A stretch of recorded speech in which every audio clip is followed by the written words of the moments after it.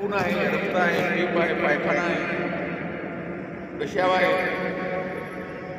पूर्ण शरीर गंदगीशिवाय काहीच नाही. ते सुंदर काहीच नाही शरीरामध्ये. पुरा शरीर गंदगीने भरलेला आहे. पूर्ण देह गंदगीने भरलेला आहे. त्याला त्या गंदगीची जाणीव झाली. त्याने जाणून घेतलं हा शरीर खरी घाण आहे, घाणीचं घर आहे आणि त्याचा अभ्यास करतो. दुसऱ्या दिवशी भगवंताचं जेवण राजांच्या इथे महापंतला सांग. महापंत सर्वांचं भोजन आज उद्या राजांच्या इथे आहे. सर्व भक्ताला सांग. महापंत विचार करतो आणि सर्वाला सांगितलेला आहे. चुलपंतला सांगायचं नाही कारण याला काहीच येत नाही, हा वेस्ट आहे. चुलपंत तेव्हा अवगत झालेला होता, मुक्त झालेला होता. त्याने स्वतःच्या देहाची गंदगी पाहिली, आपली घाण पाहिली या सगळ्यात काय काय आहे, किती गंदगी भरलेली आहे. आणि त्याने पाहणं चालू केला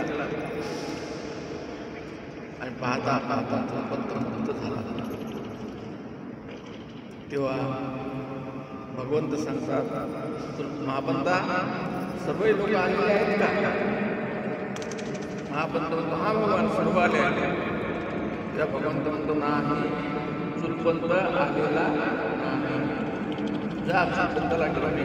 भगवंत त्याला काही समजत नाही, तुम्ही जा त्याला बोलावून आणा. तेव्हा मी स्वीकार करतो. जेव्हा राजा म्हणतो जा चुलपंताला घेऊन ये आणि चुलपंताला बोलवून आणा, असा जेव्हा राजा उद्धार करतो तेव्हा चुलपंताला आणण्यासाठी जासूस जात असतात. चुलपंत पाहतो चिंतेने, अरे मला हे बनवण्यासाठी आलेले आहे आणि 1,000 चुलपंत बनवतो. हे जेव्हा गेलं तेव्हा महापंत पुन्हा ते भगवंताकडे गेलं आणि भगवंता तिथे सर्व चुलपंतच बसलेले आहेत. आम्ही कोणाला बोलवा? तेव्हा भगवंत म्हणतात जा आवाज द्या, ते चुलपंत जो तुमच्यासोबत बोलणार त्याचा हात मारा, तो चुलपंत असणार. डबल गेले ते विचारतात भगवान ते चुलपंत एकाने आवाज दिला, त्याचा हात पकडला आणि त्यांना घेऊन गेले. जेव्हा जेवण झाला, भोजनाची समाप्ती झाली. भोजन संपल्यानंतर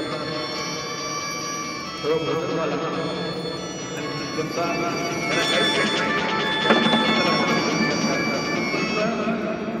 आजचा धर्मोपदेश तुझ्याकडे. तेव्हा चुलपंत म्हणतो धम्मचरी सुखाची एकच गाथा. आणि चुलपंत सांगतो नतावता धम्मं धरो यावता ब्रह्मासि यो च अल्पं विशुद्ध्वानं धम्मकायेन पश्यति. नतावता धम्मं धरो यावता ब्रह्मासि यो च अल्पं विशुद्ध्वानं धम्मकायेन पश्यति.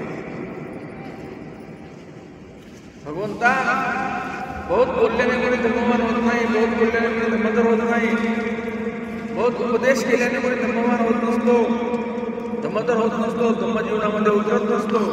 पण भगवंता जर एवढंसं आपण जर धर्माचा श्रवण केला, एवढंसा धर्म आपण जीवनामध्ये समजलं आणि एवढंसा शुद्ध धर्म जसा आहे तसा जीवनामध्ये उतरवला तर मनुष्य नक्कीच मनुष्याला मुक्त करण्यासाठी कोणी काहीच अडचण नाही. भगवंता मनुष्याचा शील पाहिजे.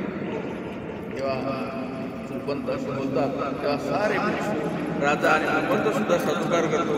साधू साधू साधू आणि चुलपंताचा स्वागत करतो. त्याचप्रमाणे आजच्या प्रवचन मालिकेमध्ये संपूर्ण उपस्थित श्रद्धावान बौद्ध उपासक उपासिका जो लोग आज के दिवस सभा में उपस्थित थे, नामस्मरण किया है, सबका भला हो,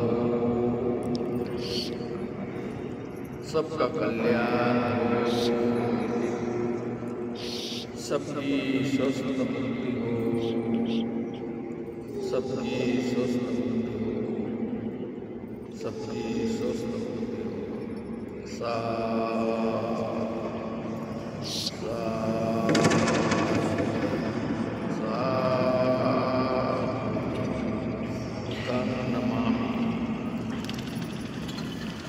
धम्मं नमामि संघं